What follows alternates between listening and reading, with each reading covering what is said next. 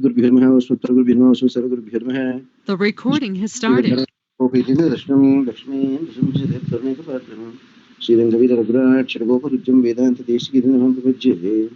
श्रीमते श्रीवंशगोपश्री वेदांत देशिके नमः देशिकाय नमः अस्मद्गुरुभ्यो नमः सर्वगुरुभ्यो नमः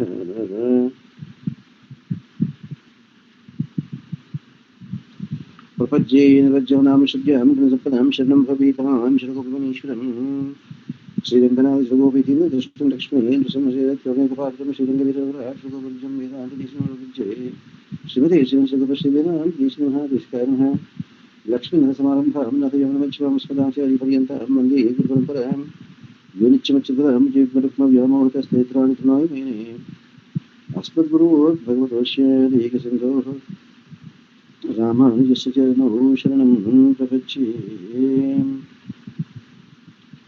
श्रीमते रामानुजाय नमः श्रीमते निगमान्त नमः देशिकाय नमः. So today we are here talking about dharma in Mahabharata. Dharma in Mahabharata seems to be a never-ending topic. The more we go into that, the more we are getting new meanings for dharma. We have seen up to Stree Parvam, where Kunti mustered all the courage to come and declare to Yudhishthira that Karna is her son.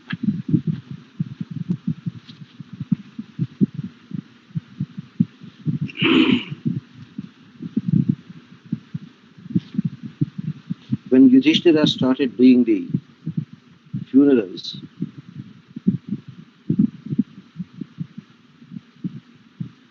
hundreds and thousands of Maharshis were there worshipped. That worship as many people as possible. Donate as much as you can.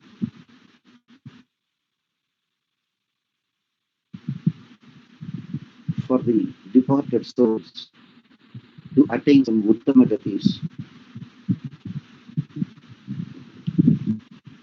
We will come across all these things Shanti Parvam.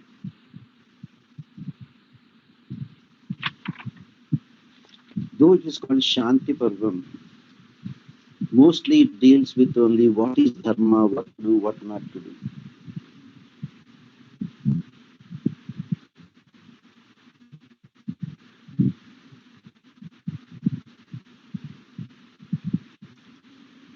Yudhishthira is extremely worried after the war.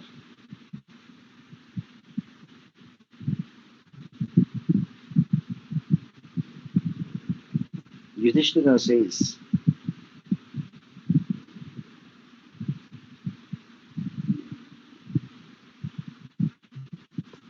Yudhishthira told everyone, you are all celebrating the victory, but I am not able to celebrate anything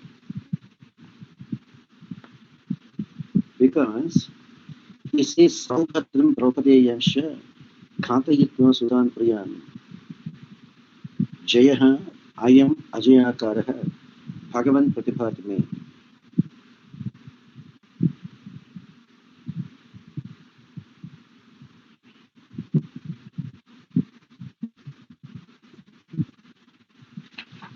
Yudhishthira was telling Mahatma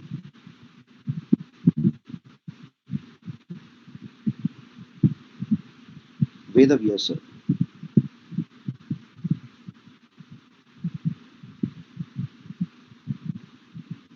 because Narada also came there. Even when Narada started appreciating, Yudhishthira could not control himself. Yudhishthira is pointing to Draupadi and says, look at this Draupadi. All her 5 children are dead. How am I to console Draupadi? Now, come in Sir, come in, sir.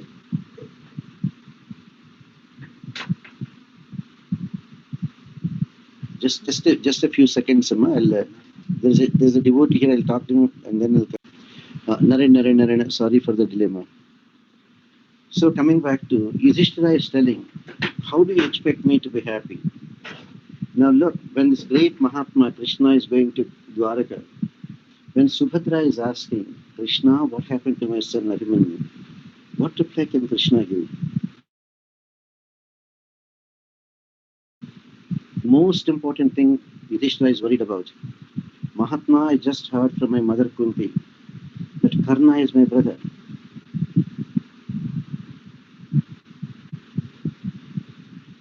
And when we were doing the Tarpanam for everyone, my mother revealed that Karna is her son through Surya.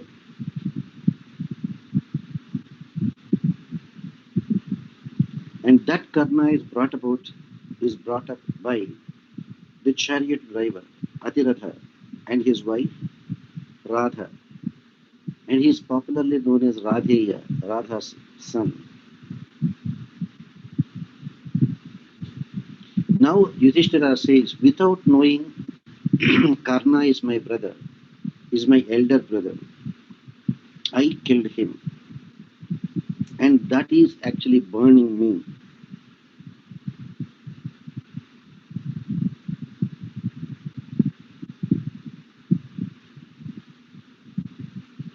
And Yudhishthira says, this truth is not known to me or Arjuna, Bhima, Nakula, Sahadeva. But the problem is Karna knows it.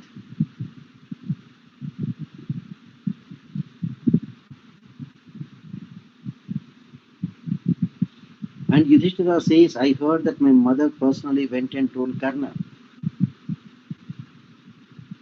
In spite of that, Karna did not listen to her mother and did not come to our side.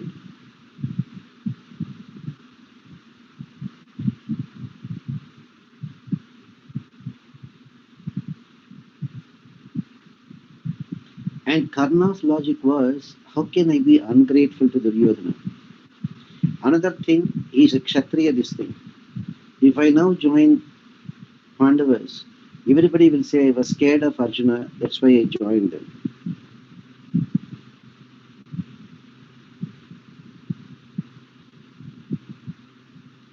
It seems Karna said, let me first fight. Let me win over Arjuna. Then I will join with Dharmaraja.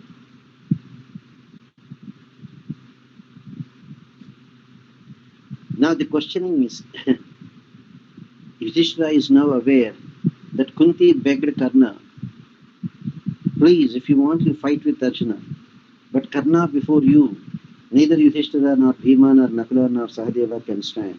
Please do not hurt them.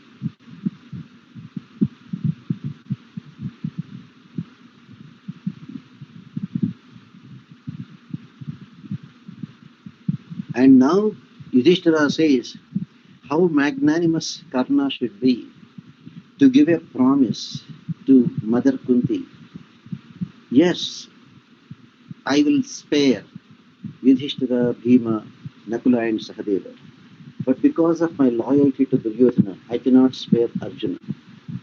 But Mother Kunti, Panchaiva hi Sutta Devi Bhavishyanti Tavadruvaha. Sa Arjuna va hate karne, sa karna va hate Arjune. See how beautifully he puts it.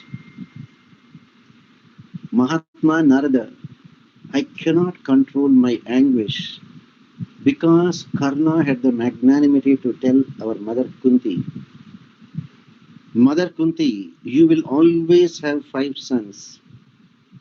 If Karna is dead, with Arjuna you have your 5 sons. If Arjuna is dead, with Karna you have your five sons.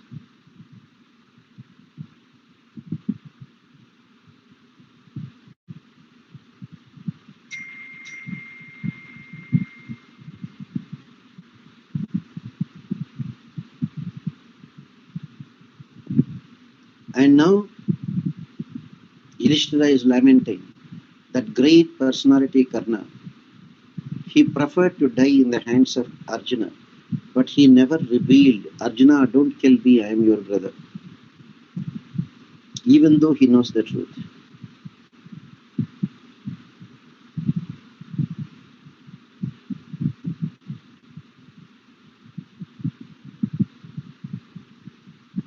Yudhishthira says, Mahatma, whenever I think of Kauravas and the atrocities they committed, I feel like burning them.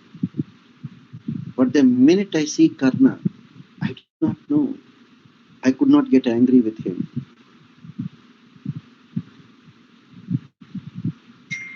Most important thing, Yudhishthira says, when Karna talked so bad about Draupadi at the time of disrobing her, that time Karna was not aware that he is the son of Kunti. That time when Karna was humiliating Draupadi, I literally felt like killing him. But the minute I see Karna's feet, all my anger got melted away. The reason, I always used to think, how come every day I touch the feet of my mother Kunti, and this Karna's feet are exactly like my mother Kunti's feet? However much I used to contemplate on that, I could not understand that time.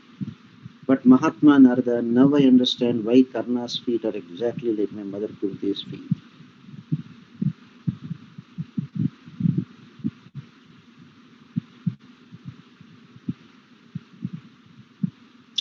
So you can understand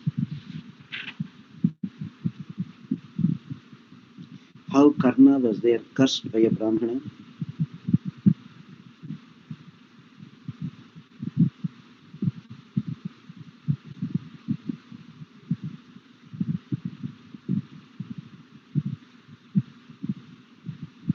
How Karna was by Parashurama.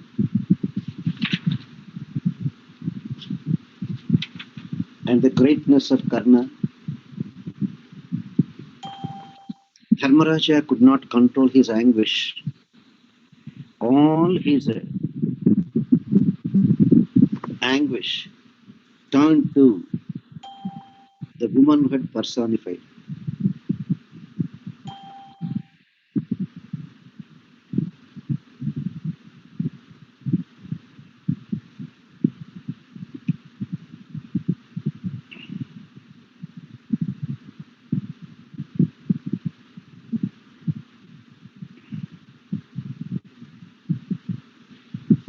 It is so unfortunate, Mahatma. Karna's death is not an ordinary thing to be happy about.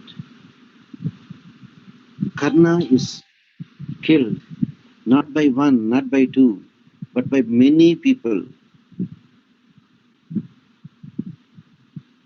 The Brahmana Shapam, Parashurama Shapam, the promise he gave to Mother Kunti, the deceit Indra played on Karna, coming as a Brahmana, taking away the Kavachakundalas as a Dhanam.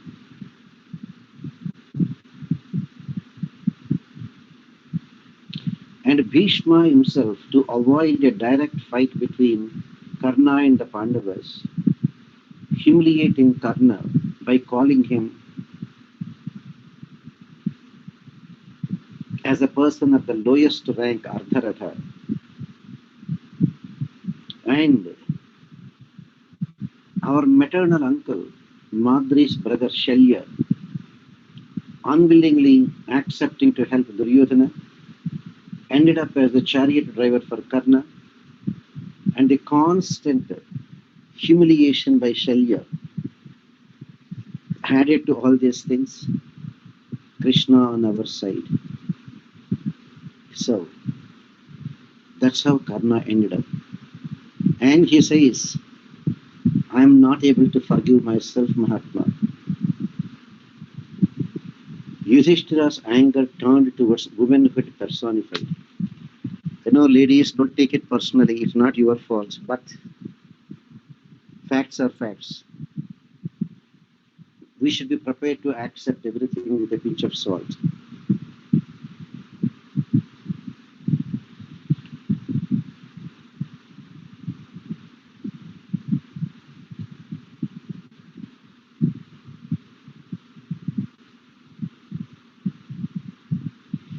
Kunti came into picture.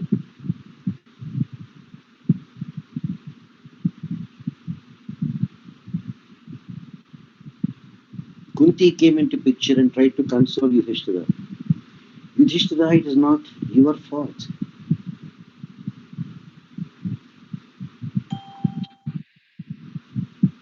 She said, I personally went to Karna only to request him to join Pandavas who are his brothers. His own father Surya told him,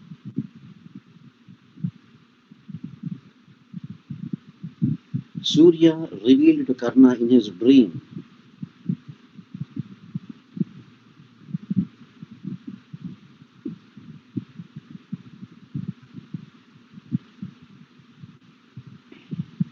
and finally Kunti said, time is very powerful, Yudhishthira, don't worry about it.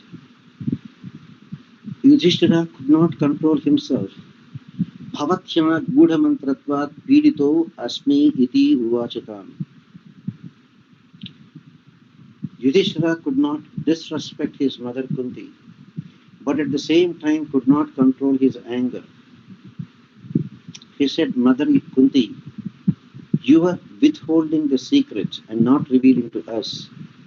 I'm unable to tolerate, I'm unable to bear this pain. Na guhyam dharayashyanti iti evam dukhasamanvitaha shashapacha mahatejaha sarvalokeshu yoshitaha. Sarvalokeshu yoshitaha. My goodness. The spiritual merit of Yudhishthira is such that he said, any woman in any world, can you imagine that? Any woman in any world will not be able to hold a secret for long.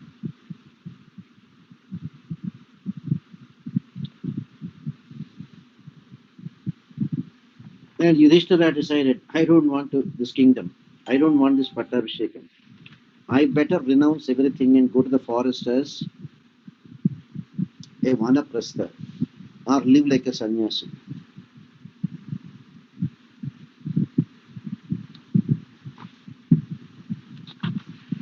That is when Yudhishthira started telling how a vanaprastha should live.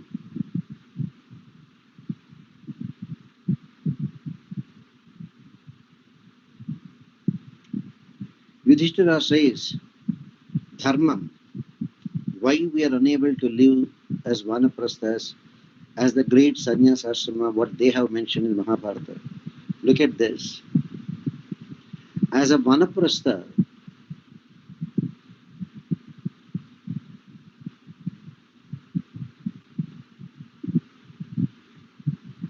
he says, I will do Agnihotram 2 times a day.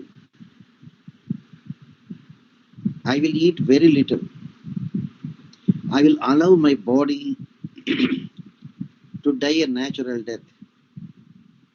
I will bear heat and cold. I will bear hunger and thirst. I will try to meditate as much as possible and allow the body to dry up.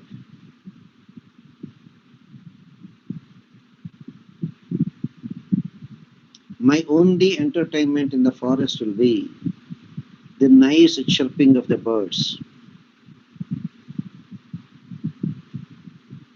My only pleasure will be to look at the fragrant wild flowers in the forest. Vanaprastha janasyapi darshanam kulavasina. He said, living like this, I will be having the darshan of vanaprasthas in the forest.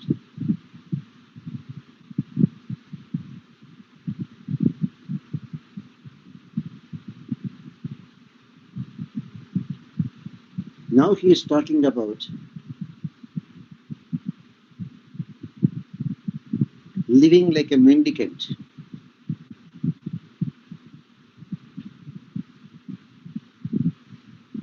I will beg every day, staying at one tree per day. If I stay for more than a day under a tree, I may develop attachment to the tree.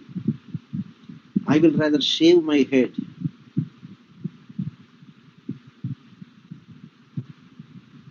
I will not aspire for any house. I will sleep wherever I find some space.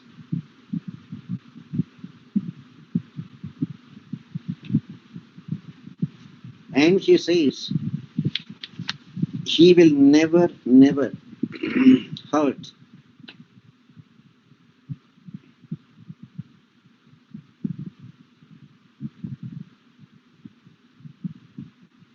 He will never hurt either Stavaras or Jangamas.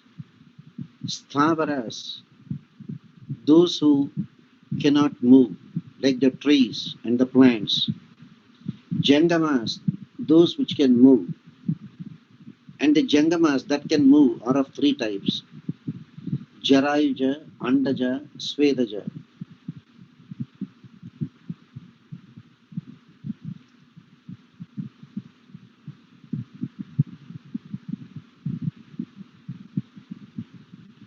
Those things, those who are moving are those that are born from a fetus, like the humans and the animals.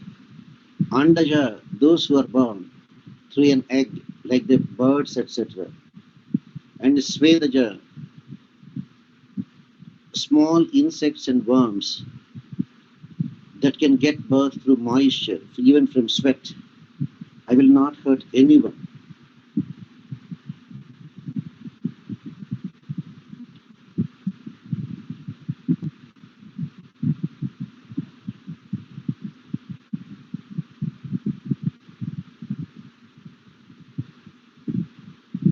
Now, Mahatma Yudhishthira is telling, in the good olden days, how people used to beg, in a very sophisticated way. Dharma is told that how people should even think of begging. Can we imagine the dharma that is there in Mahabharata? Yudhishthira is saying, I will go only to those houses where there is no smoke. Means those days they burned firewood to cook. When the firewood is burning, there will be smoke. No smoke means only when all their cooking is done. When the grinding pestle is kept to a side, that means those days they may not have stock of rice. Daily they used to pound a couple of measures of paddy, get rice, and then do that. So when the pestle is there kept to a side, that means when the pounding is done. When I hear when the fires are put out, the delicate smells and the simple sounds I hear when burning charcoal is there,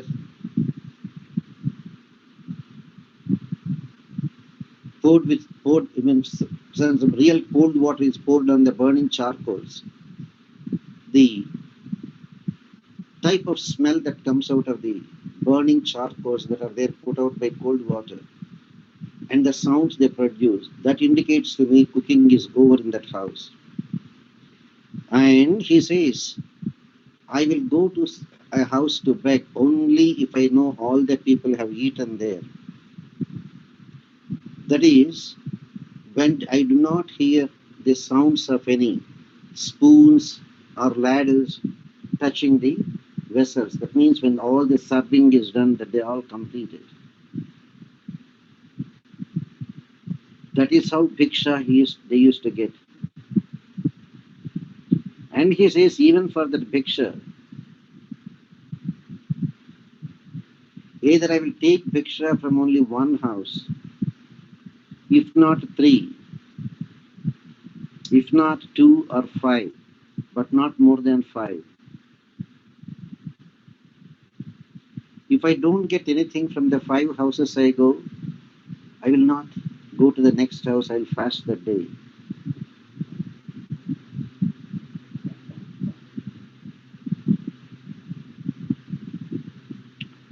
And he says, I will renounce all my attachments,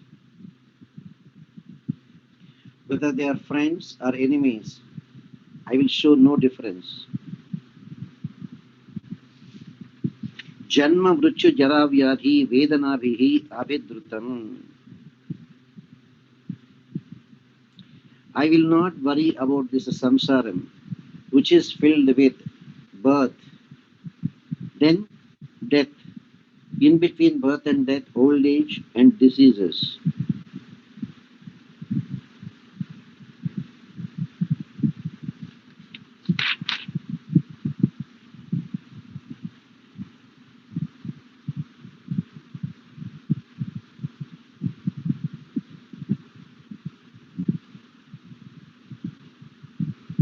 When he was telling like this, everyone was surprised to hear the amount of dharma.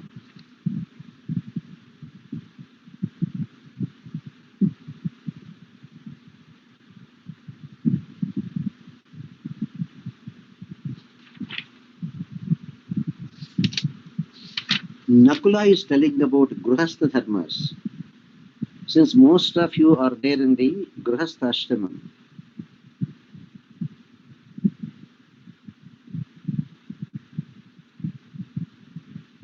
since most of you are in the Grihastha ashrama, see what Mahabharata says about Grihastha ashrama. He says first thing, Vittani dharmalabdhani kratum ukhyeshu avasrujan. A Grihastha should earn money only by legal means, never by illegal means. And the money that Grihastha earns by legal means, he should use it for dharma karyas, for charitable activities.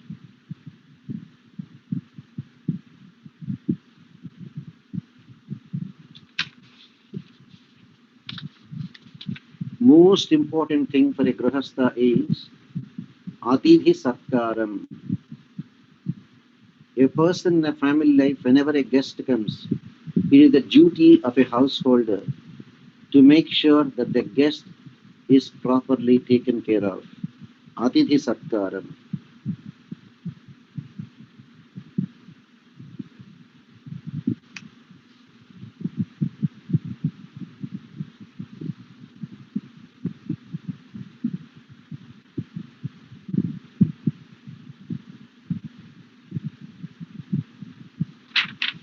And finally he says, Aniketaha paripadan vrukshamurashrayo munihi. After my grihasthashrama, I will leave my house. I will be without any address, just roaming, sitting and sleeping under a tree.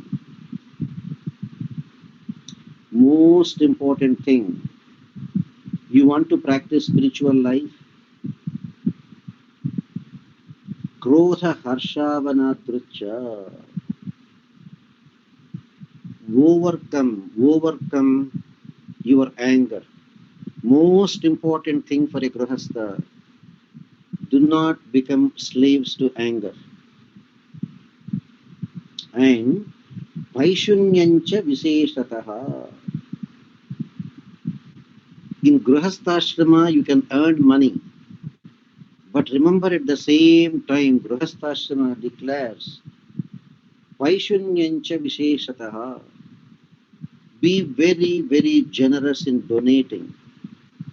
Never practice greediness. Greediness should be avoided by a grihastha. Earn money by dharma karyas, renounce anger, and be very generous. Let there be no greediness at all for a grihastha.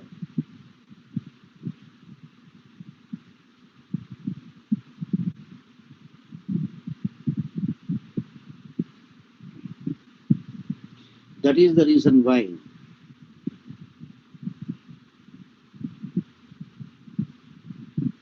they kept in the scales. In the good olden days, there'll be 2 pans and they'll be holding it, and they will see which one will weigh more. They kept a grahasthashramam on one side of the scales, and they kept the other 3 ashramas, brahmacharyam, vanaprastham, and sannyasam, on the other side on the other pan of the scales. Guess what? Grahasthashramam weighed much, much more than the other 3 ashramas put together.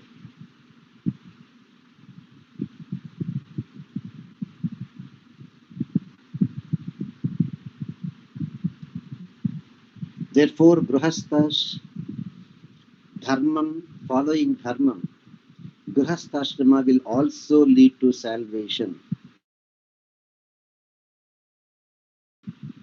To renounce, though Maharshis are giving him the advice.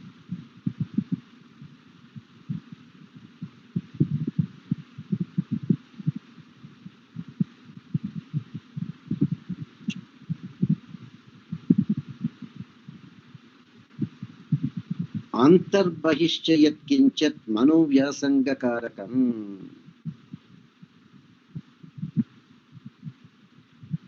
For inner and outer activities, mind is responsible. Antarbahishcha, ahankara and mamakaras.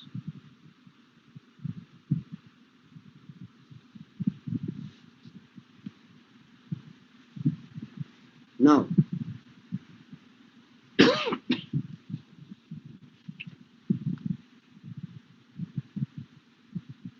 the other day you were asking about Kali Purusha Lakshanam. Here is a small explanation about Kali.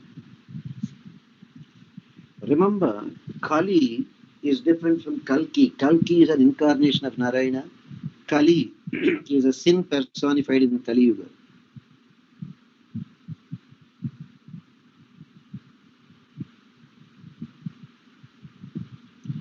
If a king or a ruler of a province is not following dharma, people will become irreligious. If the ruler of a province is not following dharma, people will become irreligious. And if a ruler cannot protect his people, that ruler himself will turn out to be Kali. Means an unqualified ruler who is not following dharma and who cannot protect his people because he himself doesn't follow dharma. Kali will be acting through that kind of rulers. I hope you understood. If the king doesn't follow dharma, or if the ruler of a province doesn't follow dharma, and when people become unruly, the king cannot offer protection to his people, Kali Purusha, sin personified, will be creating havoc through that kind of rulers.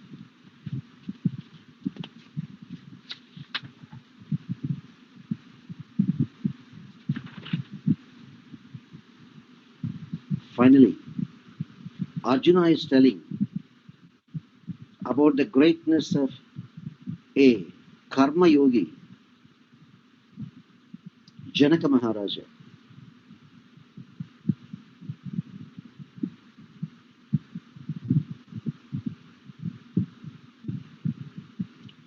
Once upon a time, Janaka Maharaja wanted to renounce everything and wanted to become a bhikshu.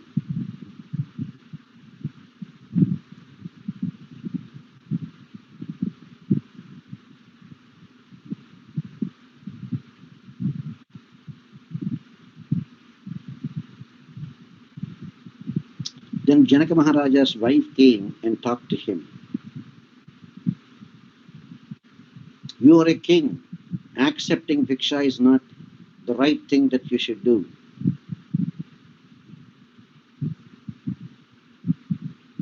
Since you are still in a grahastha ashrama, if tomorrow atidhis come to you, guests come to you, how are you going to take care of them?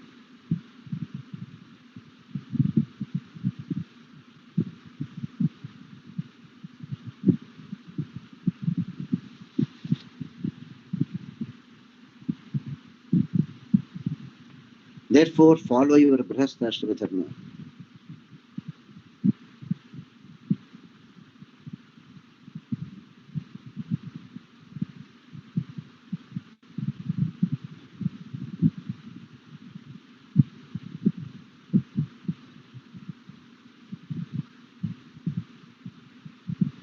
Now,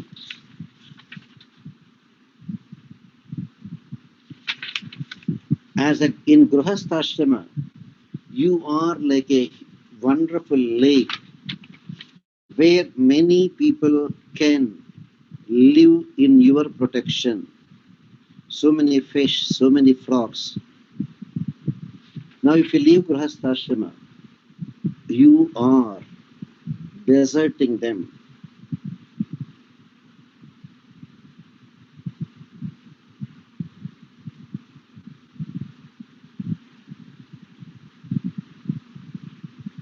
If the king is not following the ashrama dharma, how do you expect the people to follow ashrama dharma?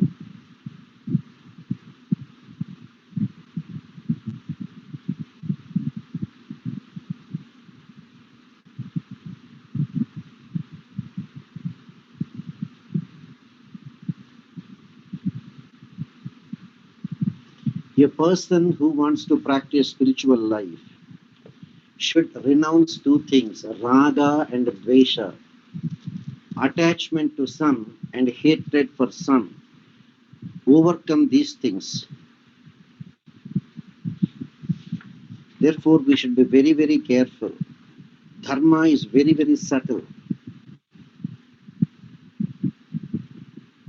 Now, when Yudhishthira is feeling very bad,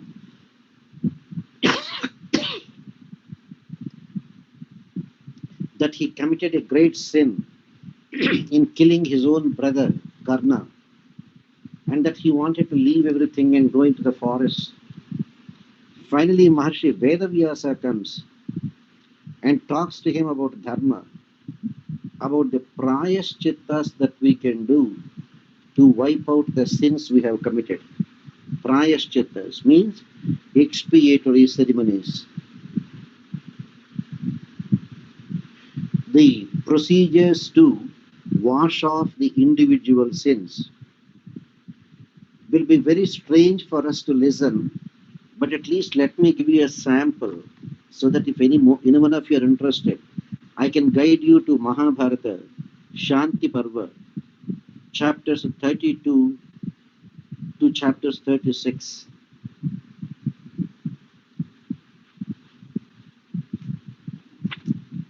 So what is it that Maharshi Vedavyasa is telling?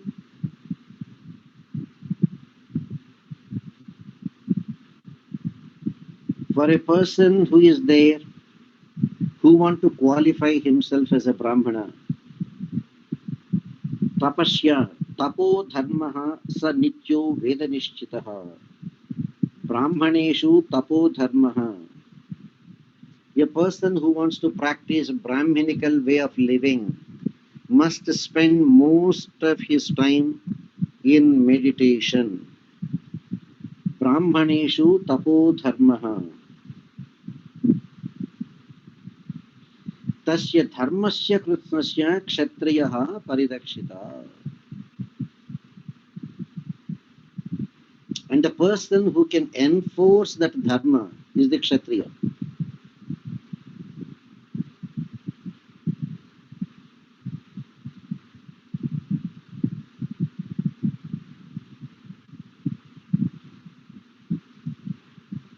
Now, can we imagine the dharma in Mahabharata time? If somebody gives a perverted interpretation of dharma,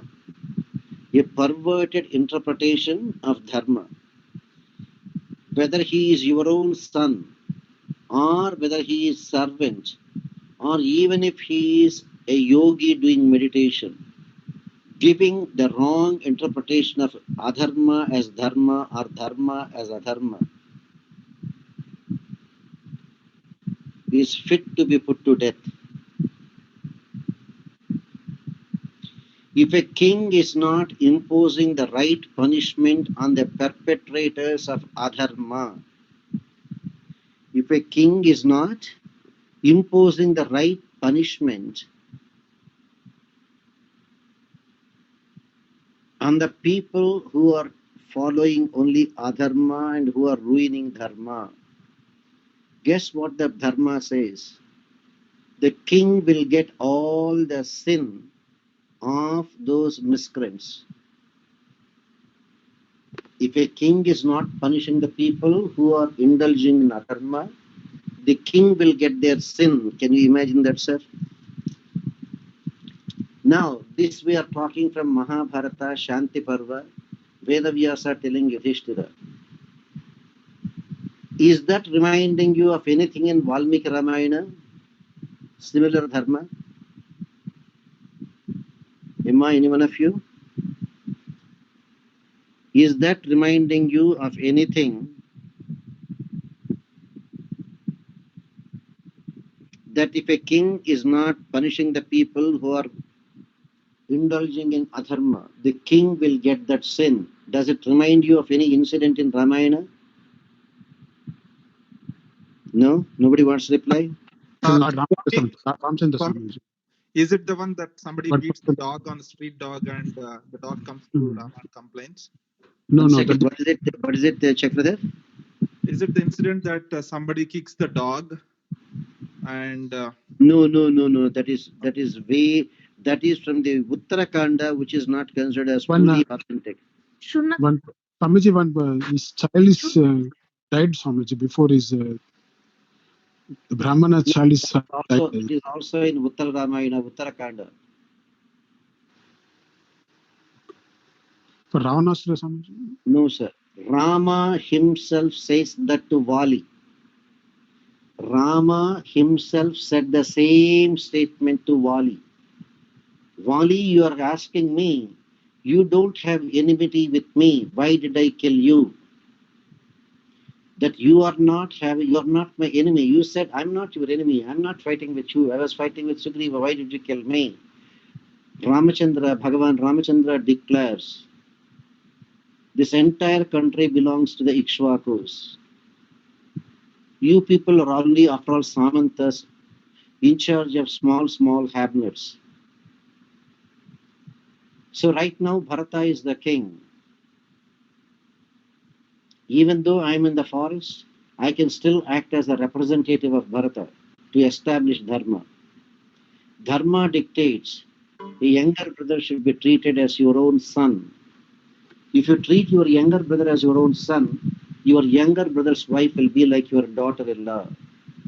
Vali, contrary to Dharma, on flimsy reasons, you kicked out your younger brother Sugriva, you took away his kingdom, and you took away his wife Ruma also, and you are enjoying her. According to Dharma, any sinner who thinks of having sense gratification either with a mother or a sister or a daughter-in-law should be put to death right away, immediately. If the king punishes a fellow who is doing adharma, a king will be free of any sin. If the king is not punishing the fellow who is doing adharma, who is indulging in adharma, all that sin will go to the king. Therefore, I discharged my duty in killing you, Raja Dharmam. So the same thing is given here.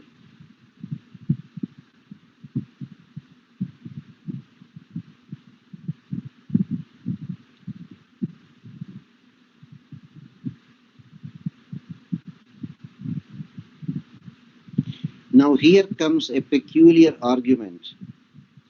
When something is there happening, who will take responsibility for the omission or commission of that act?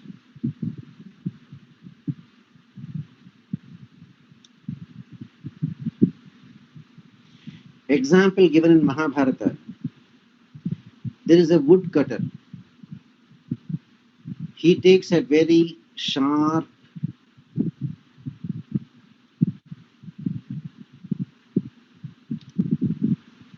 saw, SAW saw, and start cutting the tree. So physically, the tree is cut with the saw. Will the sin go to the saw that is used to cut the tree? Never. That saw is only an instrument in the hands of the person who was cutting it. Therefore, the sin goes only to the person who is using the saw.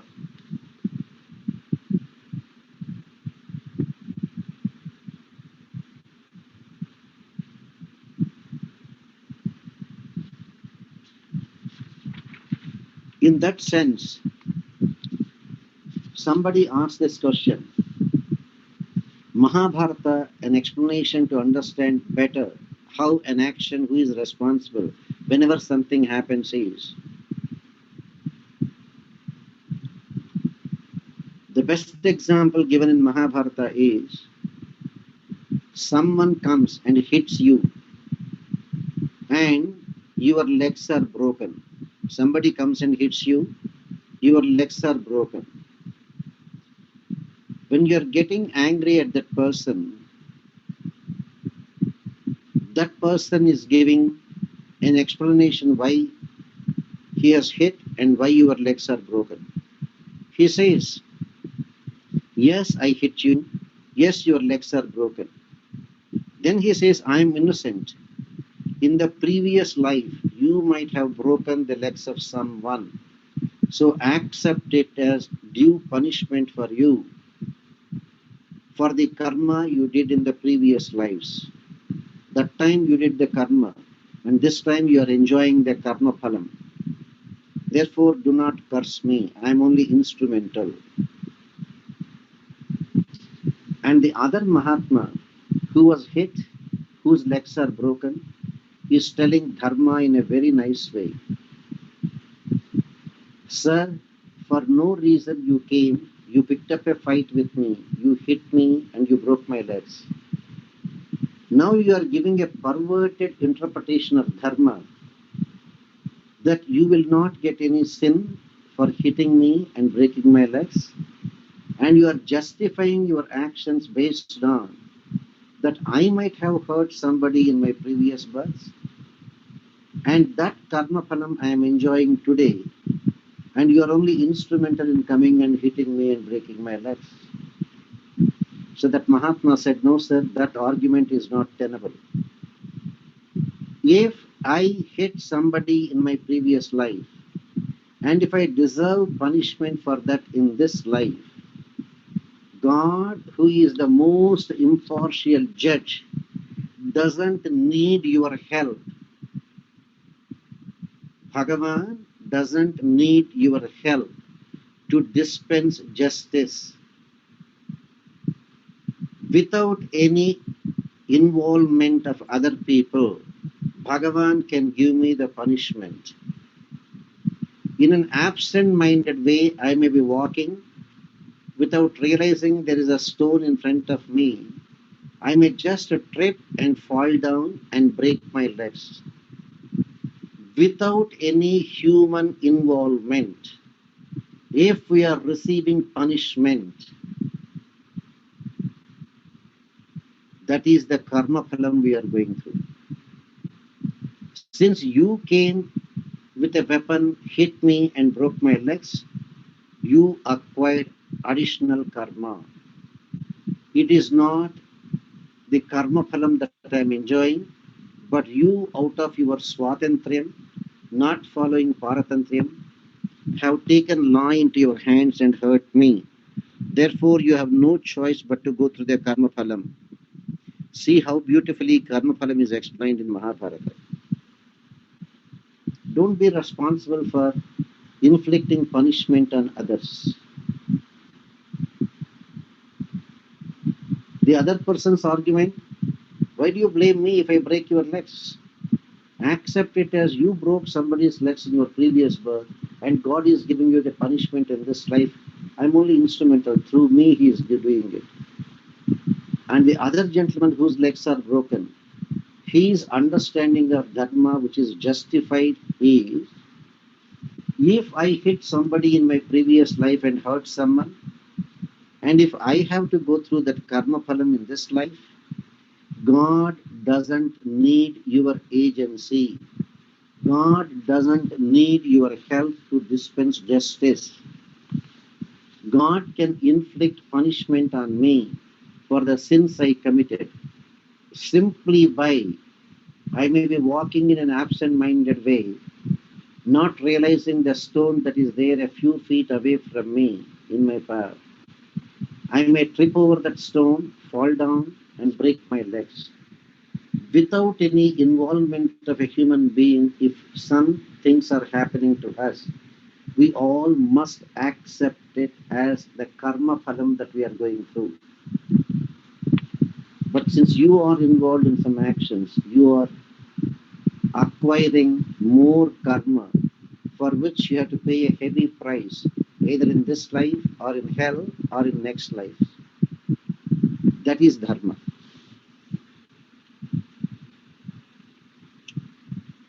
Vyasa is telling, how do you want to overcome your sins? Very simple. Do Ashwamedha Yagam, Dharmaraja. Yudhishthira, do Ashwamedha Yagam.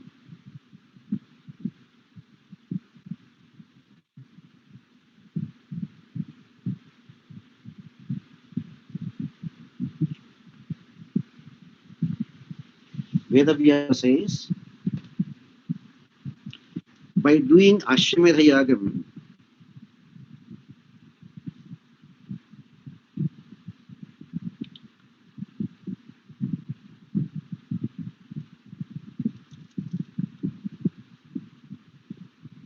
Ashwamedha Yagam, which we cannot even do, which not even think of doing these days, is the best one to overcome all kinds of sins.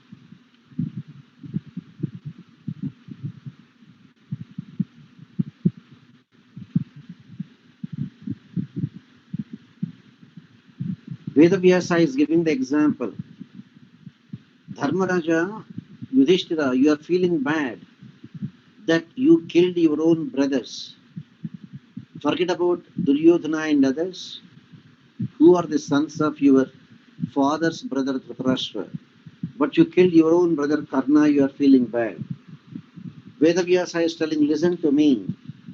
Devatas and Rakshasas are own brothers, have the same father but different mothers. In your case, Dharmaraja, Yudhishthira, Karna is the son of Surya and you are the son of Yama. So both of you have the same mother but different fathers. But in the case of Devatas and Rakshasas, they have the same father but different mothers. Aditi's children became Devatas, Diti's children became Rakshasas. So she says, Rakshasas are the elder brothers, Devatas are the younger ones. As usual, who will have the ownership of Swargam? Bitter fight happened. You know how many years the fight went on between Devatas and Rakshasas? 32,000 years. Yuddham Varsha Sahasrani Dvatrimshat Abhavat Kila. 32,000 years was the fight between Devatas and Rakshasas. Finally, Devatas killed all the Rakshasas and captured Swargam.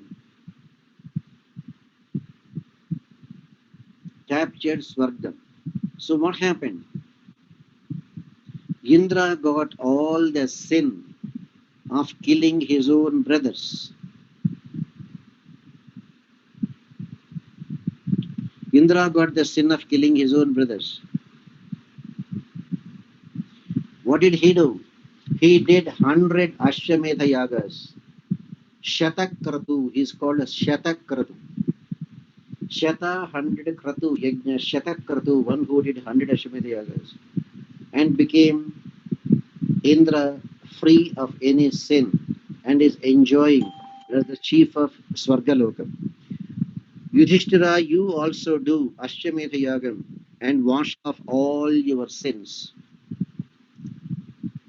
Now, practical advice. If you are not happy with that, Go to all the kingdoms. Suppose some kings from various provinces came to fight and they are killed. Go to their provinces. Find out their hair apparents, their children, their grandchildren, or their brothers. Find them, locate them, make them the kings of those small provinces. At least that way, the people of those families will not curse you. Go and do that. Suppose they don't have sons. Go. Even if they have a daughter, make her the queen. Let her rule that province. If the daughter says, I cannot rule, find out if the daughter has a son, Dauhitra, Duhita, daughter's son, Dauhitra. A daughter's son is also eligible to have a share in the grandfather's assets. Therefore, make the dead king's daughter's son as the king. That way, you are cleaning up, you are washing off your sin by doing Ashwamedha Yagam, and you are gaining the goodwill of all those people by making their descendants as the local chiefs and kings.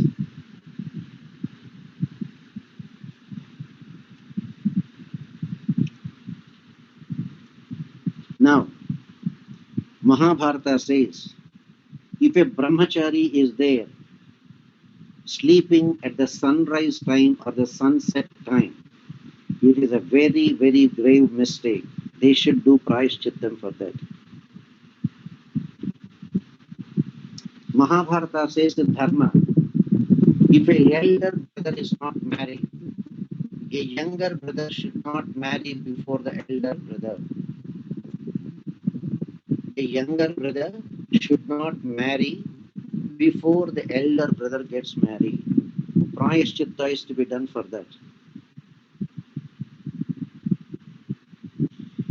If a elder sister is not married, younger sister should not be married before that.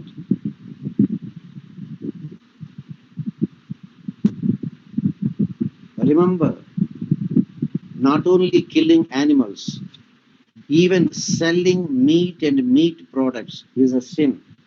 People have to do prayashchittam for that.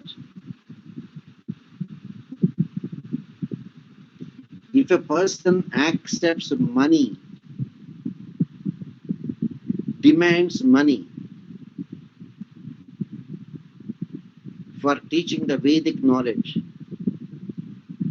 somebody comes and says, Swami, teach me Vedam. If the teacher is asking, give me money, $100 per session, most sinful thing.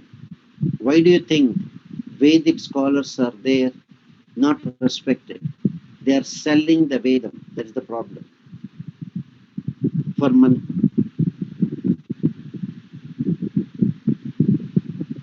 If somebody is setting fire to somebody's house, like Duryodhana, either they have to do prayashchittam, if not, they deserve punishment.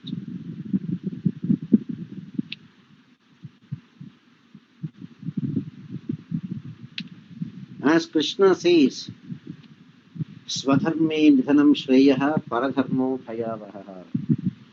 One who is renouncing swadharmam and accepting paradharmam deserves to do prayashchittam.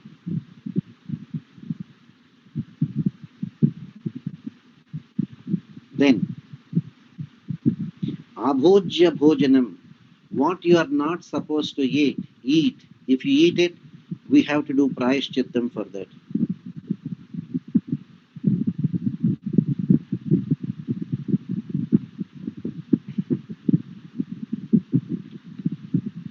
Do not mistake me, sir. Dharmam is way different. In the good olden days, they never traded in salt. Salt should never be sold.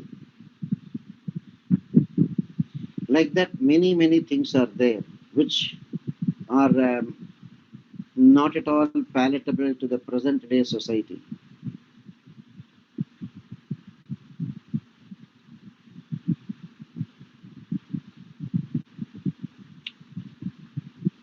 If a son is there revolting against a father,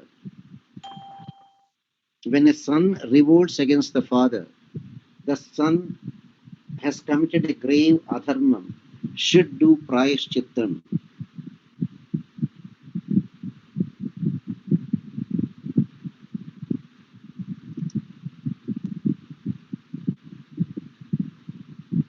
Dharmam. You will be surprised.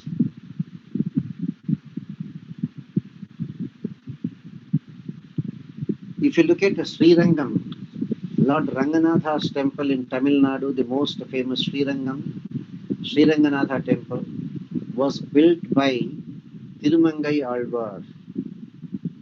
He requested so many people for donations to build the temple. Huge temple, 7 prakaras, miles long prakaras. Many people did not come forward to donate, even though they are very rich. Tirumangai Alvar literally committed theft. Used to go to their houses and steal all their hoarded wealth and use that money for the temple. Mahabharata says, for a dharma karyam, he cannot eat it. He cannot use any of that money. If he is still living like a beggar, but uses all the stolen wealth for daiva karyam, that is not punishable at all as a dharma. And in fact, he gives an example.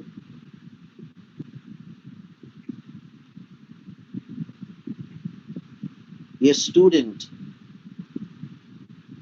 wants to help a guru, and for helping a guru, even if the student commits an offense like stealing somebody's money, as long as he doesn't use even 1 penny of it for his own self, but donates everything for a dharma karyam that his guru is doing, the sin will not contaminate him.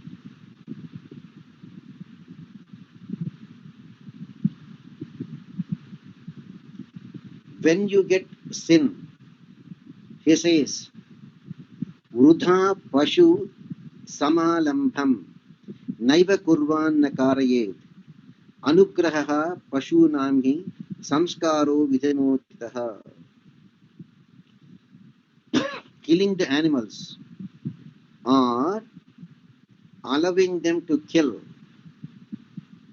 giving permission for others to kill animals, both people are equally culpable.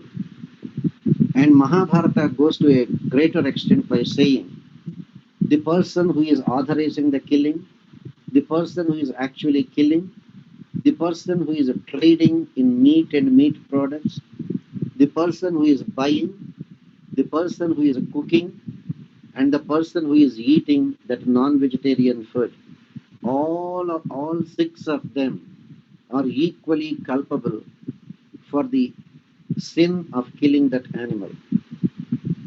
And Dharma declares that the 6 people who are culpable will not get 1/16 or 1/6 of that sin. All 6 of them will get 100% of that sin of killing that animal. 100% of that sin. That is why Jiva Himsa should be avoided.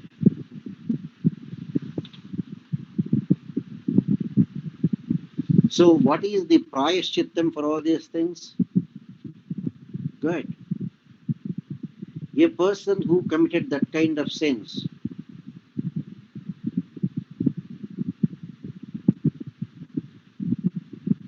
should openly declare to the people he comes across that he committed unforgivable sins. And 12 years he should roam the country, declaring to everyone he committed that kind of sins, and live only on begging, depending on the food that he gets by begging. Every time he goes to a house and begs for food, he should say, I committed so and so offense. For 12 years, I am supposed to live on begging. Declare your sin and beg and eat for 12 years if you want to wash off those sins. See how it comes.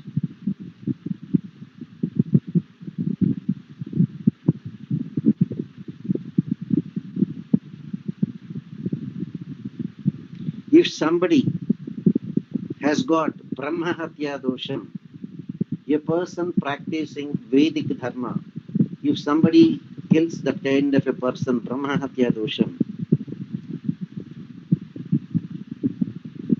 that person has to do a vratam called Krucha. That Krucha vratam means eat only once in a month, only one meal in a month, and you have to live like that for 3 years. That means one meal a month, only one meal. So 12 meals in 12 months for 3 years, only 36 meals in 3 years. Krucha vratam, to overcome the Brahmahatya.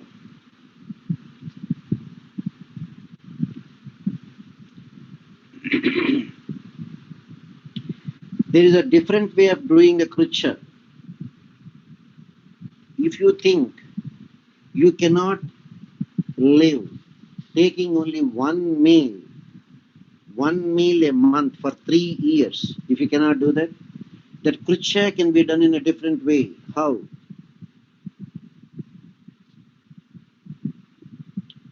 3 days. You have to eat only one meal, 3 days, one meal in the morning. After that, 3 days, one meal only in the evening. And the next 3 days, don't make any effort for any food. If somebody comes and gives you a fruit or food, eat only that comes to you without your asking for it. And after that, for 3 days, you should not eat anything. And continue like that for 6 years to overcome Brahmahatya. If you want to wash off your Brahmahatya dosham in just 3 years, one meal a month for 3 years. If not, 3 days, one meal a day in the morning. Next 3 days, one meal a day in the evening. And the next 3 days, don't make any effort. Only if somebody gives you without your asking, eat that. And after that 3 days, nothing at all. Do like that for 6 months, so 6 years, you see.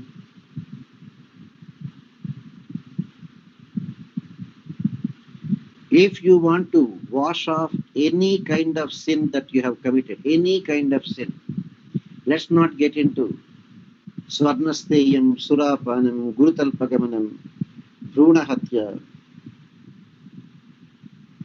Tat Sahacharyam, Panchamahapatakas.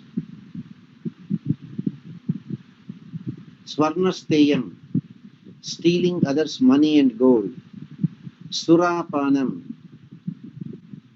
contrary to Varnashrama dharmas, indulging in alcoholic drinks. Gurutalpagamanam, indiscriminate sense gratification with any kind of man or woman.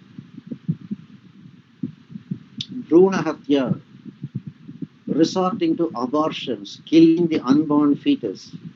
Some people call Brunahatya, some people call Brahmahatya. And finally, being friends with the 4 kinds of sinners. Panchamahapatakas, if you want to overcome. The solution, 25,000 Kapiladhenus, 25,000 black cows that are giving abundance of milk along with the calves. Do dhanam. 25,000 cows. Imagine. And that too, they should be black cows, Kapiladhenus. Kapiladhenus are considered very sacred.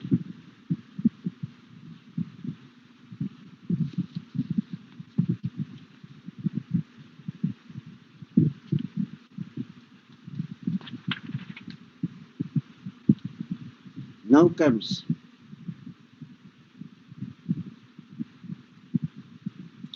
very dharmas are very subtle in Mahabharata. We don't know when we are going to complete Mahabharata.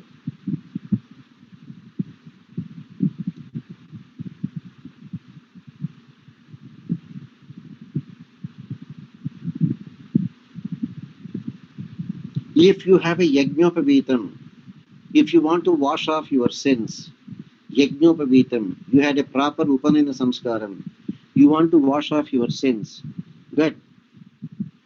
Savitrim apyadhiyita shuchau deshe mitashanaha ahimso mandako jalpaha muchyate sarvakil bishaihi. Go to a clean place, secluded place.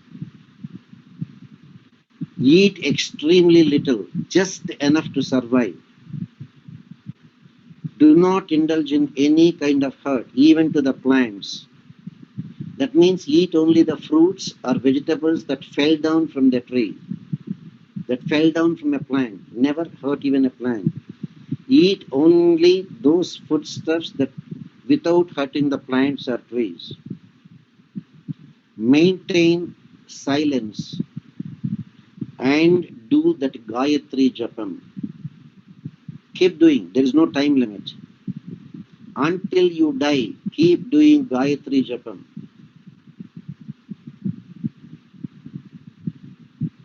You can wash off all the sins, prayashchitas. If you cannot find exact prayashchitam for the sin that you might have committed, go to Sishtacharascha Shishtascha Dharmo Dharmabhutambara. Go to Mahatmas and take their help. Sir, I committed this kind of sins. Are there any parallels for this kind of sins committed by people in history, in the Vedas, in Puranas, in Itihasas? And follow their example and wash off your sins. Bhaksha Bhaksha Patra Patra Vivechanam. Swayambhava Manu is telling in Manudharma Shastra.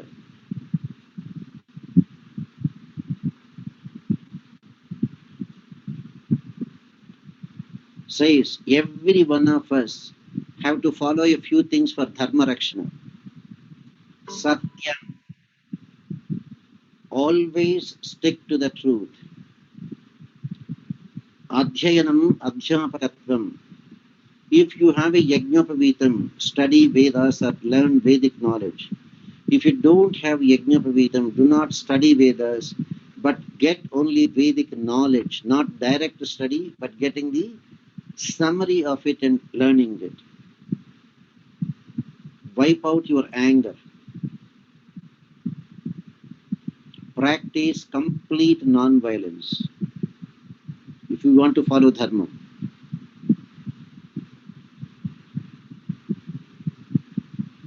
Now,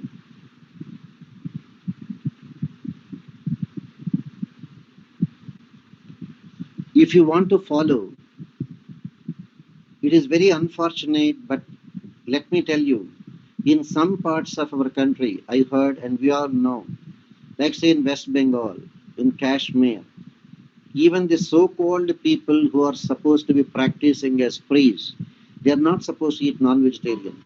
But those people feel fish can be eaten.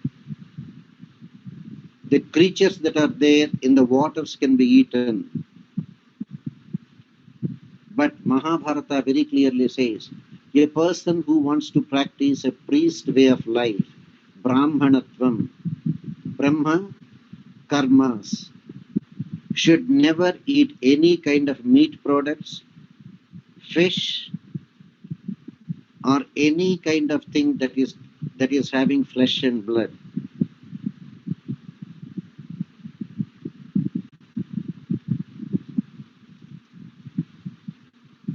Not only that, orthodox people, when a child is born,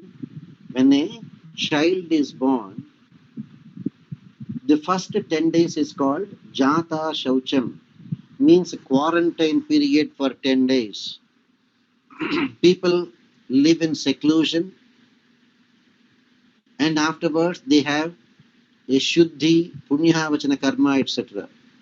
Now, it is applicable to, in a different way, if a cow has just given birth to a calf. For 10 days, you should not drink the milk from a cow that just gave birth to a calf. Are we practicing it? Because we buy milk from the supermarket, so we don't know whether the cow has given birth to a calf 1 day old, 2 days old, or 5 days old, or 10 days old. See how dharma goes. Because of the Jata Shocham. First 10 days.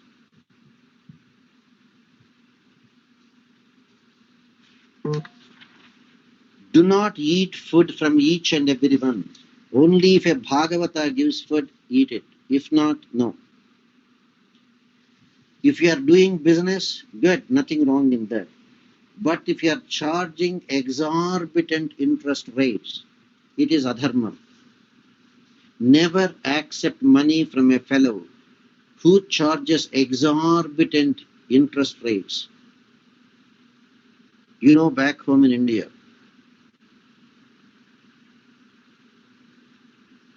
they say 5%, but not here, per month.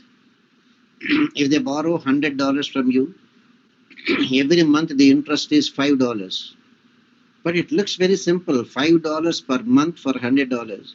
That means by 1 year you are paying $60 as interest. And in a matter of 20 months, the interest you paid is more than the principal you borrowed. They are called high interest business practices. They are completely forbidden according to Dharma.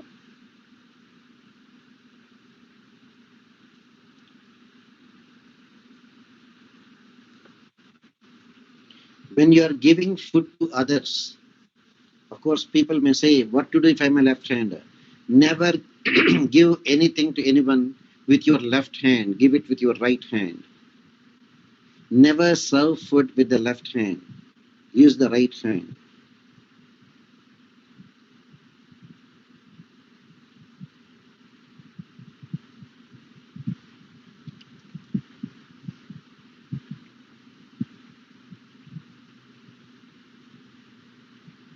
And people who want to practice spiritual life should never eat anything that is not offered to Bhagavan.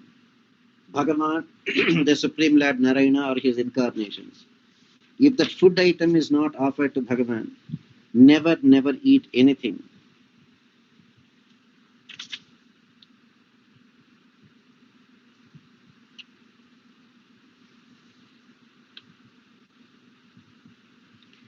Remember, if a person, even though he is not having scriptural knowledge, even though a person has not studied Vedam, but if he is following Dharma Margam, that person deserves all charity. Even though a person knows Vedas, even though a person studied the Vedic scriptures, but is not following Dharmam, giving charity to that kind of people is a waste of your money, according to Dharma Shastra.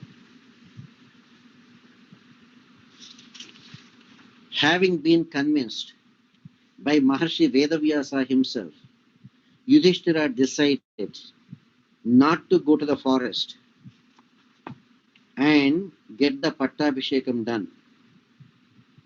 Not to go to the forest and get the Pattabhishekam done. Now comes in the Mahabharata Shanti Parva, mother, father, and Acharya. What is the right way of worshipping them? Mother, father, and Acharya. Satya, Asatya, Vichakshana. These are all very relevant. Now, this time the discussion comes between Bhishma and Yudhishthira. Bhishma Pitamaha is still there on the bed of arrows. Yeah, come in. Come in. Yes, sir. Come in. Yeah, come in. I'm teaching the class, so if we can have time, please stay for some time and come in. Please come in. How are you doing? I'm very happy to see you. Just keep it there and just take your seat. Just a half an hour. I need another half an hour. Is it okay? You can sit here or you can go upstairs, see the temple and then come back. Oh, we'll go upstairs. We don't want to bother. No. You can stay here, but if you want to, you can even go upstairs. So I can stay here. Both. Stay for the lesson. And okay. This is only in English, so you can understand. Okay. So now, the question of dharma and adharma in Mahabharata. Bhishma is answering the questions of Yudhishthira. Bhishma is still there on the bed of arrows. He says, Dharmaraja, Yudhishthira's question, mother, father, acharya, who will come first to be worshipped? Bhishma says, all three are great. Mother, father, and acharya, all three are great. Remember, the father and mother have given you the body only. The father and mother have given you the body only. But the acharya or the guru is giving you the wisdom not to have another birth. Father and mother are worshipful because you got this body only because of your father and mother. They have given you the body. But the acharya makes you not to have a body again. That means he will teach you the path of moksha. Therefore, in the same order, worship your mother, worship your father, and worship your guru. If it comes, all three are there at the same time, who has to be done first?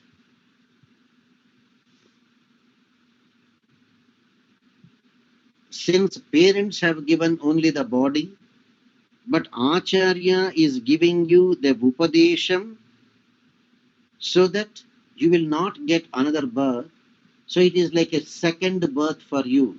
In this life itself, the first birth, what you got from your father and mother, but the second birth of your divine birth of not having rebirth is given by your acharya. Therefore, worship your acharya first. Bhishma Pitamaha says,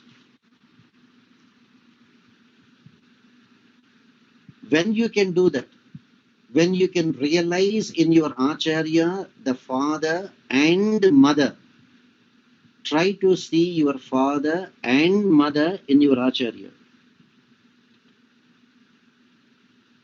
If you please your father, Prajapati will be pleased. Prajapati means Brahma. If you serve your mother and please her, Bhudevi is pleased. But if you serve your acharya and please your acharya, Sriman Narayana is pleased. See how beautifully Mahabharata talks about dharma. Mata seva, pita seva, acharya seva. Mother is important, father is important, acharya is important. Father and mother have given you the body. Acharya gives you the second birth of, namely, not how not to have another birth. Therefore, if you can realize both father and mother in your acharya, great. But suppose you want to serve your father, nothing wrong. You are pleasing Brahma, Prajapati, who can give you Uttamagatis, next birth also, but Uttamagatis. You pleased your mother, you served your mother, Bhudevi you are making happy. But you served your acharya and you pleased him. Paramatma, Sriman Narayana is happy. Yena prinati pitaram tena pritaha prajapatihi. These are all not concocted by me. These are all from Mahabharata Shanti Parvam, 108th chapter. Bhishma tells Yudhishthira, Prinati mataram yena prithvi tena pujate. Yena prinatu swadhyayam tena syad brahma pujitam matrutaha pitutaschaiva tasmat pujyatamo guruhu. Serving the mother and pleasing her, Bhudevi is happy with you. Serving the father and pleasing him, Prajapati, Brahma is happy with you. But serving the Acharya and pleasing him, Parabrahma, Sriman Narayana is happy with you.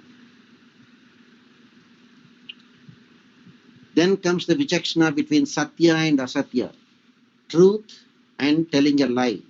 Which is better, telling the truth or telling a lie? Well,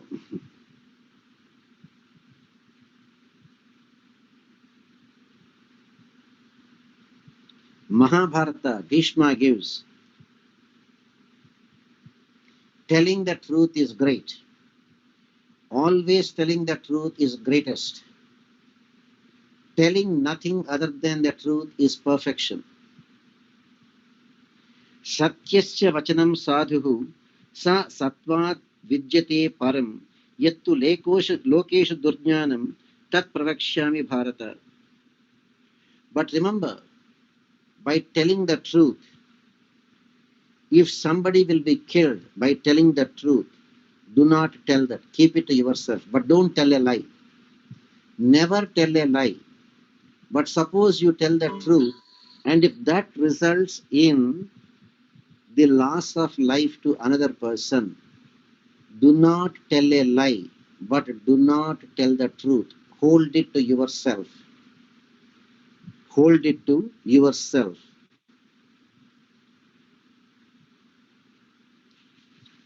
Satya Asatya Vichakshana is a very subtle one.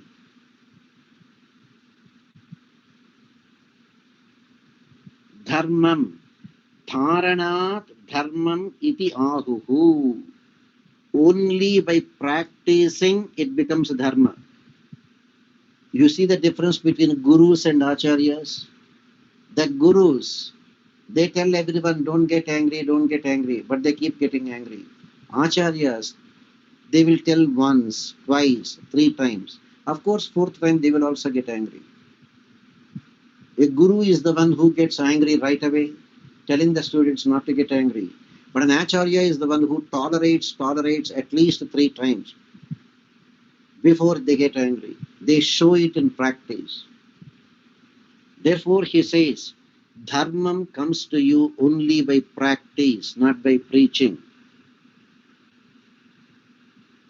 Ahimsardhaya bhutanam dharma pravachanam krutam. Why dharma is so important? Because dharma is based on ahimsa, non-violence. That is the reason why for all people who want to practice spiritual life, ahimsa, ahimsa, ahimsa is mentioned.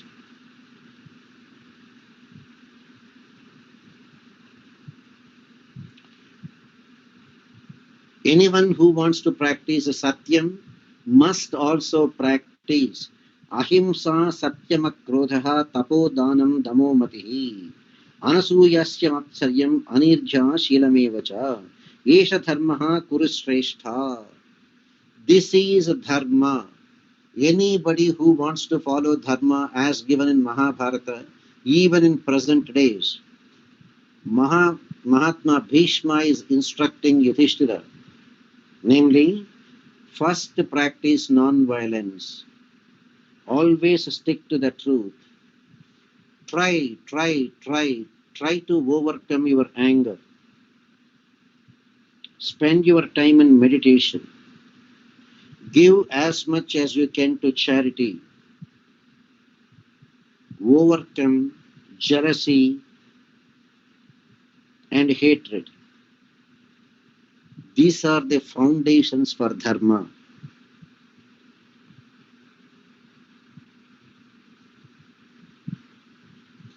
Apatradanam, if you give to charity, and if that money you donated is not utilized for the purpose it was donated, but was used for any kind of sinful activity,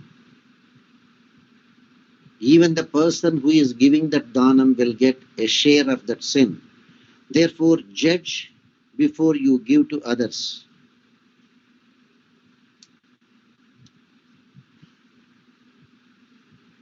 Next thing, how to overcome our difficulties. Every one of us have difficulties. The question is how to overcome our personal difficulties. Again, Bhishma is giving instruction to Yudhishthira.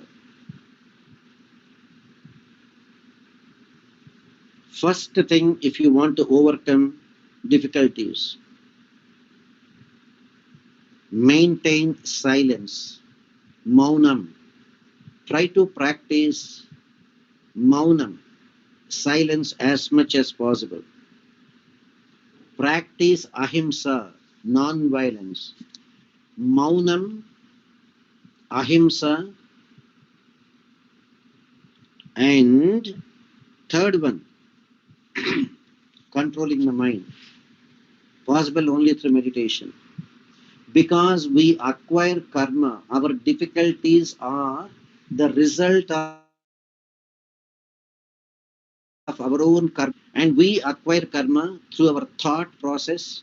I may not be able to kill, say, Mr. X, but in my mind I am contemplating always, say, I must kill him, I must kill him. We are acquiring karma. Sometimes we cannot physically kill, but we go and threaten people. One day I will kill you, one day I will kill you. We are acquiring karma through our words. And sometimes we physically indulge in violence and we acquire karma.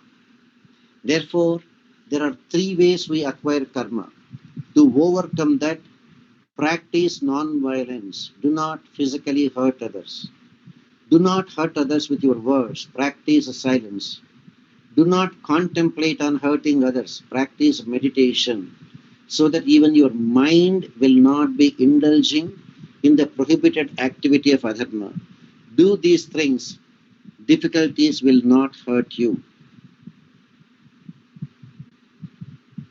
See how beautifully Mahabharata says. And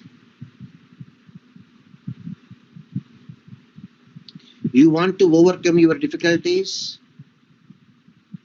Mahabharata gives you a wonderful this thing. Madhu mamsam chaye nityam varjayantiha manavaha janma prabhriti madhyancha durgani ati tarantite. You want to overcome all difficulties. Say goodbye to drinking alcohol. Say goodbye to meat eating. Madhya mam sancha ye nityam varjayantiha manavaha. A person who wants to overcome durgani atitaranti, all your difficulties you will overcome if you stop taking alcoholic drinks and indulging in violence for killing animals and eating them. Overcome difficulties. Next, you are practicing that no alcoholic drinks, no meat eating, and still you have difficulties. That means your karma is such a great one. To overcome them, he says, Ishwaram sarvabhutanam jagataha prabhava apyayam bhaktam narayanam devam durgani atitarantite.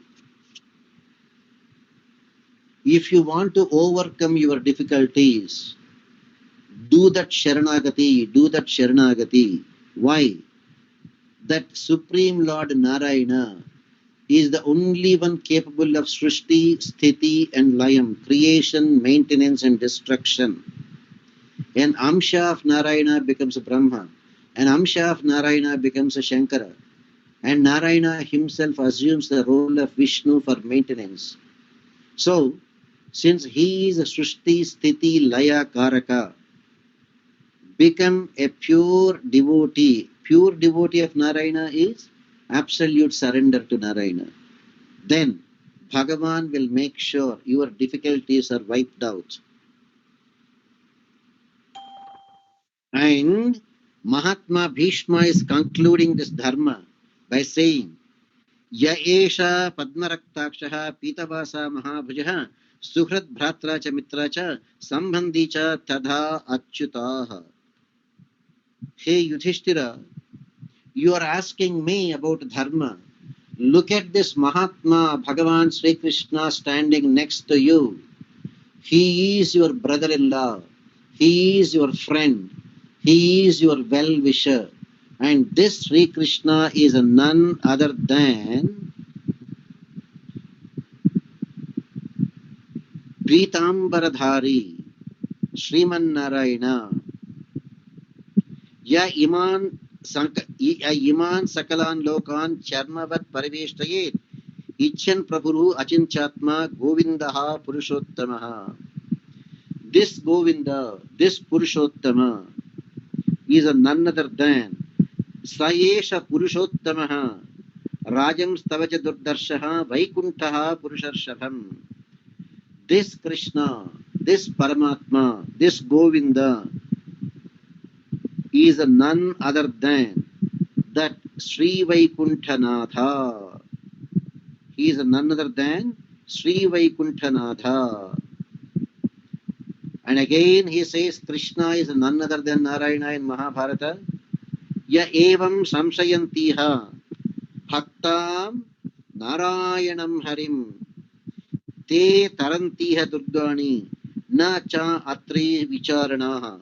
Hey Yudhishthira, be assured, be assured, be assured. By surrendering to Narayana, none other than the Sri Krishna, you will overcome each and every difficulty, each and every difficulty. See how beautifully Mahatma Bhishma is talking in a very simple way about dharma, about satya, about acharya, about dukkha nivarana, etc. And with just one more topic on dharma, we will try to conclude for today. Even we didn't even complete one half of Shanti Parva. It's such a huge one. The concept of Satyam. Satyam Param Dhimahi. Why Satyam is considered as so great? That is given very, very elaborately in Mahabharata. For the question of Yudhishthira, Mahatma Bhishma is giving that reply. Namely,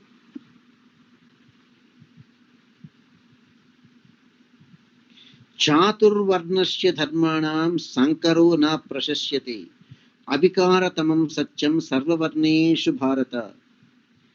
Do not ever think Satyam, truth, is only for the priest families. No. Chaturvarnyam, in whichever family you are born, Brahmana, Kshatriya, Vaishya, Shudra, doesn't matter. Satyam is universal for everyone. Telling the truth is universal for everyone. Satyam satsu sadha dharmaha, satyam dharmaha sanatanaha, satyameva namasyeta, satyam hi paramagatihi. Satyam and satyam. If you are a good person, a person becomes good only by telling the truth. Satyam. The proof that you follow Satyam is you follow Dharma only. Satya is the Sanatana Dharmam.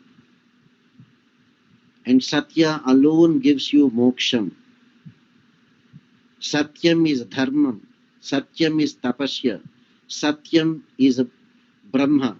Satyam is Yajnam. Everything is in Satyam. Now, Satyam means we are thinking, telling the truth in the form of words only is Satyam. Mahabharata goes to a great extent. Satyam is of 13 types, 13, 1, 3. Satyam has to be practiced in 13 different ways. What are the 13 different ways of practicing Satya? First thing, telling Satyam is only one aspect.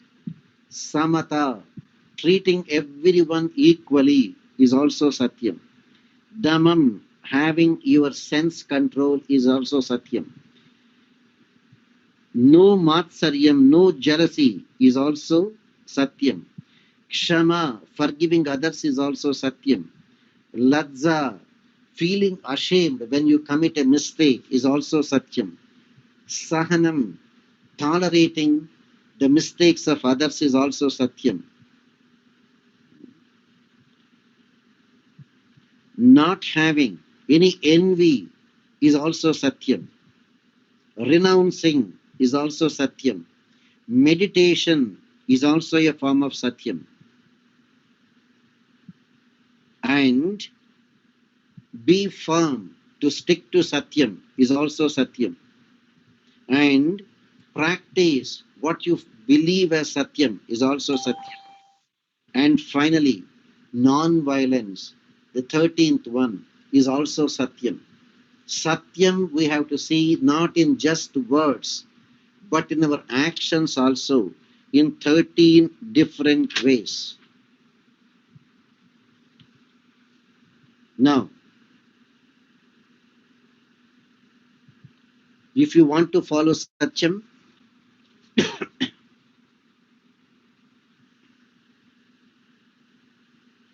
if you want to follow Satyam, it is extremely easy if you want to follow Satyam. Once you realize a great fact, Nasti Satyat Paro Dharmo, there is no greater dharma than Satyam. Mahabharata, chapter 162 in Shanti Parva, very clearly says for a peaceful, that's why it's called Shanti Parvam, for a peaceful life, for peaceful coexistence of all the entities in this world, in the nature. Nasti Satyat Paro Dharma, na Anrutat Patakam Param, Stitirhi Satyam Dharmasya, Tasmat Satyam na Lopayet. Conclusion about Satyam. There is no greater dharma than sticking to Satyam. There is no greater sin than telling a lie. And the existence of dharma is revealed only through Satyam. Therefore, never compromise with the truth. Now the greatness of Satyam to conclude, Mahatma Bhishma says, Ashwamedha Sahasrancha Satyancha Tulaya Dhrutam Ashwamedha Sahasradhi Satyameva Visishyate. You know, Indra is called Shatakratu, the king of heavens. The king of heavens. He did 100 Ashwamedha Yagas to become Indra. Remember, even if you can do 1000 Ashwamedha Yagas, in the present day world, if somebody is planning to do an Ashwamedha Yaga, the priests are saying, you require at least some 100,000 millions of dollars. 100,000 millions. 1,000 million is a billion, and $100 billion are needed to do one Ashwamedha Yaga. Suppose you do 1,000 such Ashwamedha Yagas. If all that Punya Phalam is there kept on one side of the scales, and on the other side a person who tells Satyam alone is kept, the scales will tilt only towards Satyam, not towards 1,000 Ashwamedha Yagas, where you spent billions and trillions of dollars to do 1,000 Ashwamedha Yagas. That great is Satyam. That is why Srimad Bhagavatam says Satyam Param Dhimahi. Nasti Satyat Paro Dharmaha. Can you remember this one sentence for today, sir? Na asti Satyat Paro Dharmaha. There is no greater dharma than Satyam. Swasti samasta sanmangalan santu yadakshapada bhrashtam matra hinam tedbhavet tatsarvam shyamatan deva narayana namostate visargabindu matrani padapadaksharancha nyuna chadriktani kshamasu purushottama sarvapacharan samastapacharan kshamasva sarvam Shri Krishna arpanamastu karmahalam sarvam Shri Krishna arpanamastu. Naren, so but just 3 or 4 minutes left to 7 o'clock. If you have some questions, feel free. Sir, if you want to ask a question, feel free, unmute your phones and you can ask, sir. Hello? Imma, no questions, anyone of you? Anybody there, sir? Sadashiva, Divakar, Vasudha, Sri Kruti, Rama, Deepika, Sushma, Shekharadhar, Hindupriya, Kamala, Anita. Imma, no questions? Similar answer. Go ahead. Samjit, I forgot the question to make his questions. Sadashiva, very confusion. Go ahead, anyone of you, ma'am. Naren Acharya. Acharya, Yes. in that what interest told 5 rupees like that. India we used to from childhood like it is Dharmavaddi. Is that okay, Acharya? Dharmavaddi is okay, ma. Dharmavaddi means say whatever the banks are charging. I think there's a calculation there. Even government of India says if suppose banks are charging 10% and if you are charging 12% as interest, that's called reasonably good. Amen. See, Hari, the case was received and the receipt notice was sent and పంపించింది కొత్తగా premium so ఆయన కూడా premium receipt వచ్చింది ఎవరికి శ్రీహరికి శ్రీహరికి receipt number same నేను one time కూడా వచ్చింటుంది చెప్పాను కదా చేస్తున్నారు అని చెప్పాను కదా you have to believe me అయినా నాకు నీ మీద కోపం కాదు నువ్వు ప్రతిసారి చెప్తుంటే ఈ పిచ్చోడికి ఏం చెప్పారని వాడితే ఎన్నిసార్లు మాట్లాడుతుంది but unless they send we cannot force what to do everybody is having their own life she is busy with hundreds of cases in spite of that.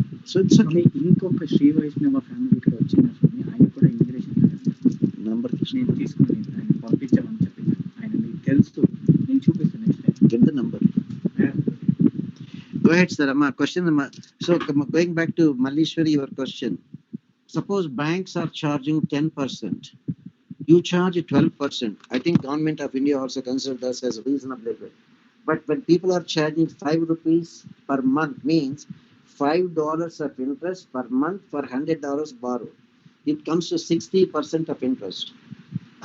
In a matter of 20 months, you paid $100 as interest for $100. And the 21st month onwards, you are paying more as interest than the principal you borrowed. Therefore, that's called adharma. So Mahabharata very clearly says, interest charge, people living on interest that is unreasonable are committing a sin. Is that clear, Amma? Acharya, like interest itself is sin, right, Acharya? How come it is Interest dharma? is not sin. The interest that is reasonably good is acceptable because in every business you need profit for your survival. Therefore, interest itself is not sin, but exorbitant interest to make the other person a beggar, that is sin. That's how dharma is defined. Again, this example is very, very difficult for you to contemplate, as you heard the other day. Stealing is a sin. Stealing is a sin. But our scriptures are saying the great Tirumangayalvar built Sriranganatha temple in Srirangam, the biggest temple in the world. Because the rich people never donated anything, he literally stole from them and he built. So is stealing justified or not? If you use even $1 for your personal expenses in the money you stole, it is adharma. But if you use it 100% only for Bhagavad Karyam, it is not a sin. Look at the next example. A man or a woman are supposed to be very chaste. But when Bhagavad Ramanuja came, one of his disciples' wife, not having anything, went even to the extent of agreeing to entertain a man only to get groceries to feed her acharya. It is considered as dharma. Therefore, dharma at a higher level. Look at Samanya Dharmam, Vishesha Dharmam, Sukshma Dharmam. Ordinary Dharmam, extraordinary dharma and the highest level of dharma, they are different. Got it, Amma? Yes, sir, Acharya, but little confusion, like interest is survival, just no. Acharya, like anyone can borrow for interest, or only like older people, like that it is dharma, Acharya? No. Look here. In Samanya Dharmam, reasonable interest is good. In Visesha Dharmam, no interest, just lending. In Sukshma Dharmam, not even lending, giving charity. Could you see? Yes, Acharya. So, Samanya Dharmam, Visesha Dharmam, and Sukshma Dharmam, people who are there as grihasthas, they have to live. They have to live.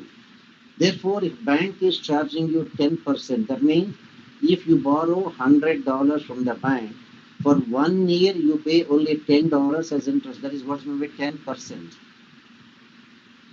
$10 for every $100 borrowed for the whole year, not for month. If it is per month, it becomes 120%. That is adharma. If banks are charging 10%, private individuals can charge 12%. That is dharma. That is samanya dharma. Suppose somebody wants to go to the next level of Visesha Dharma, do not take any interest. But you need the money back for your own survival. So give as an interest-free loan, Visesha Dharma. If you want to practice Sukshma Dharma, what little you think you can give, don't give for interest, don't give as a loan, but give it as charity to deserving people, Therefore, dharma changes in that order. Is that clear? Yes, Acharya. Adiyan Acharya, Narayan. Go ahead, ma'am.